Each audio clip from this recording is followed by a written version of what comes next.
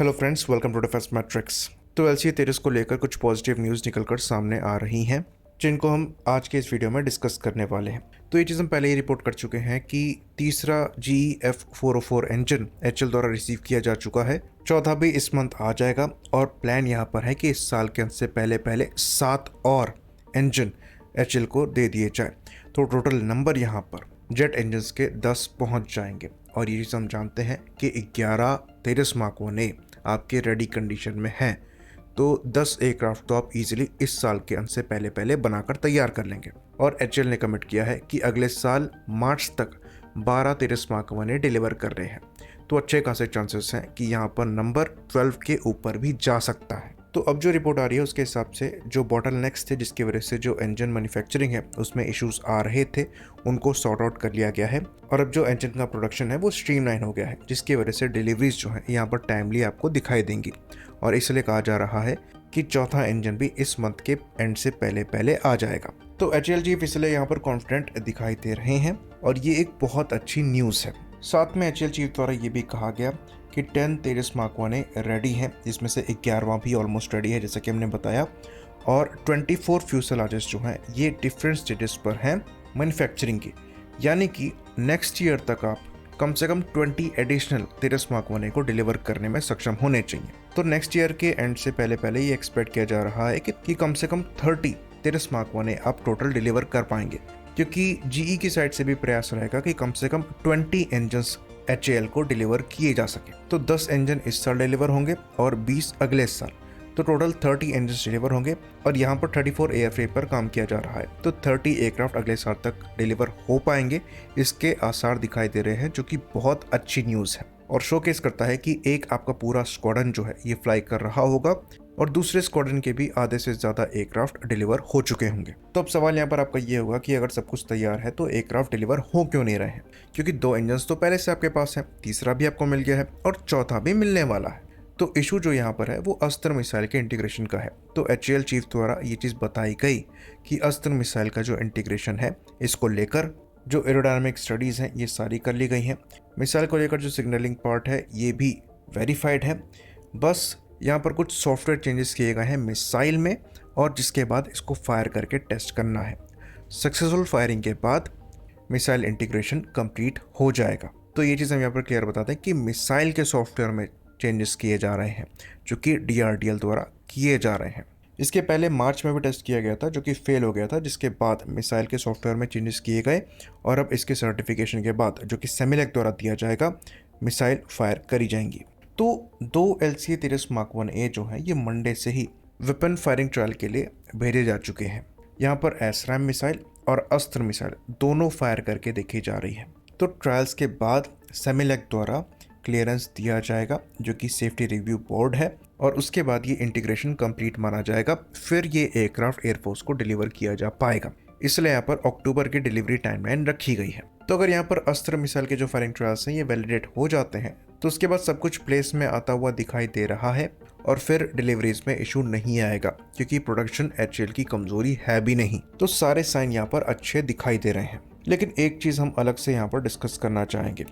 तो HAL chief द्वारा एक स्टेटमेंट दिया गया है, जहाँ पर वो कह रहे हैं कि HAL को सिंगल आउट करना सही नहीं है एयरक्राफ्ट की डिलीवरीज को लेकर, क्योंकि ग्लोबल सप्लाई चेन इश्यूज चल रहे थे, जिसकी वजह से सब ने इश्यूज फेस किए, चाहे ये GE एरोस्पेस हो, हनीवेल हो, साफरान हो, और इसलिए जो आर्मी के अपाचे हैं ये भी डिले में आए हैं। तो खाली HAL को ब्लेम करना ठीक नहीं है तेजस-मार्क-1 के डिलीवरीज में डिले को लेकर। तो HAL चीफ का पॉइंट यहाँ पर बिल्कुल ठीक है। अब सप्लाई चेन इशू हो रहे हैं और GE इंजन सप्लाई नहीं कर पा रहा है, तो इसमें HAL का कोई फॉल्ट नहीं है और इसके लिए HAL को ब्लेम किया भी नहीं जा रहा है। HAL को ब्लेम किया जा रहा है इनके वेपन इंटीग्रेशन को लेकर और दूसरे इश्यूज को लेकर, जैसे कि रडार इंटीग्रेशन और दूसरे EW स्वीट के इंटीग्रेशन को लेकर। तो ये चीज़ हम पहले भी कह चुके हैं कि तेजस-मार्क-1 की डिलीवरीज में जो डिले आ रही हैं ये खाली इंजन को लेकर नहीं है। इंजन के बहाने और जो इश्यूज हैं उनको छुपाया जा रहा है, जैसे कि अभी मार्च के फेल्ड अस्त्र मिसाइल के टेस्ट की बात यहाँ पर आई है। तो HAL चीफ ने उसको लेकर भी स्टेटमेंट दिया है कि ये काफ़ी कॉम्प्लिकेटेड प्रोसेस होता है, यहाँ पर आपको पूरा वैलिडेशन करना पड़ता है एयरक्राफ्ट सिस्टम का। अगर आप उसमें कुछ माउंट कर रहे हैं उसके बाद आपको ये इंश्योर करना पड़ता है कि ये एयरक्राफ्ट की कमांड्स के साथ अलाइन हो रहा है या नहीं हो रहा है। फिर आपको रिलीज़ देखना पड़ता है हर स्पीड पर। उसके बाद एरोडायनामिक इफेक्ट्स देखने पड़ते हैं। तो ये टेस्टिंग का पिनेकल है। लेकिन सर ये चीज़ नई नहीं है। इसी एयरफ्रेम से पहली बार जो अस्त्र मिसाइल फायर हुई थी ये 2023 में हुई थी, यानी कि 2 साल पहले। चलिए आप अस्त्र मिसाइल को हटा दीजिए। फिर सवाल ये उठता है कि जब आप मार्च 2024 में इन प्लेटफॉर्म को डिलीवर करने की बात कह रहे थे, तो तेजस मार्क 1 का जो डिजिटल फ्लाइट कंट्रोल कंप्यूटर है वो कैसे मार्च 2024 में पहली बार फ्लाई कर रहा है? उसकी फ्लाइट टेस्टिंग तो पहले से ही हो जानी चाहिए थी। बाकी बाद में जो इजरायली रडार इंटीग्रेशन इश्यूज आ रहे थे वो अलग। तो खाली जनरल इलेक्ट्रिक के इंजन का इशू सप्लाई चेन की वजह से था, उसी की वजह से यहाँ पर डिलीवरीज में डिले नहीं हुई है। अभी भी 2 इंजन आपके पास जुलाई से हैं, लेकिन 2 एयरक्राफ्ट आप डिलीवर नहीं कर पा रहे हैं क्योंकि अभी मिसाइल को टेस्ट करना है। खैर यहाँ पर हम चीज़ों को खाली नेगेटिव नहीं लेंगे क्योंकि चीज़ें रेक्टिफाई हो रही हैं और चीज़ें ट्रैक पर आ रही हैं और एचएल की साइड से मैन्युफैक्चरिंग फ्रंट पर तैयारी स्ट्रांग नज़र आ रही है। पर अकाउंटेबिलिटी इंपॉर्टेंट होती है। इसके पीछे रीज़न ये है कि अगर आप गलती एक्सेप्ट करेंगे तभी उन पर काम करेंगे। और हम यहाँ पर एचएल को इसलिए बोल सकते हैं क्योंकि इनसे एक्सपेक्टेशंस हैं। जनरल इलेक्ट्रिक इंडिया की कंपनी नहीं है। ये इंजन अगर नहीं देंगे तो हम ये कह सकते हैं कि आप दूसरे से ले लीजिए। इवन हम ये आर्ग्यू भी करते हैं कि हमें साफरान से भी इंजन को लेकर बात करनी चाहिए। पर एचएल के लिए ये नहीं कह सकते कि एचएल डिलीवर नहीं कर पाएगा तो हम बाहर से ले लेंगे। इसलिए एचएल पर सवाल उठाए जाते हैं। कुछ लोग इस चीज़ से बुरा ज़रूर मान जाते हैं कि आप जीई को कुछ नहीं कह रहे हैं लेकिन एचएल पर उंगली उठा रहे हैं। पर जीई को बोलने का फ़ायदा क्या है? चाहे वो इम्प्रूवमेंट करें या फिर ख़राब परफॉर्म करें, उनसे हमें फ़र्क नहीं पड़ रहा है, लेकिन एचएल की परफॉर्मेंस से फ़र्क पड़ता है। ये हमारी कंपनी है। बाकी एचएल सीएमडी पब्लिकली ये चीज़ एक्सेप्ट भी नहीं कर सकते क्योंकि इन्वेस्टर्स का पैसा यहाँ पर लगा है।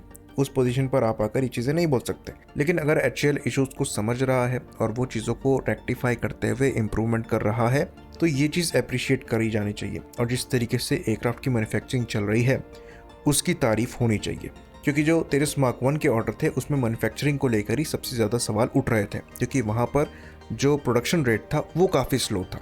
और यहाँ पर इंजन ना होने के बावजूद प्रोडक्शन रेट ट्रैक पर आता हुआ दिखाई दे रहा है। और इसलिए गवर्नमेंट भी कमिट कर रही है कि पहले 2 एयरक्राफ्ट डिलीवर होने के बाद तुरंत 97 एडिशनल तेजस मार्क 1 के लिए डील साइन कर ली जाएगी।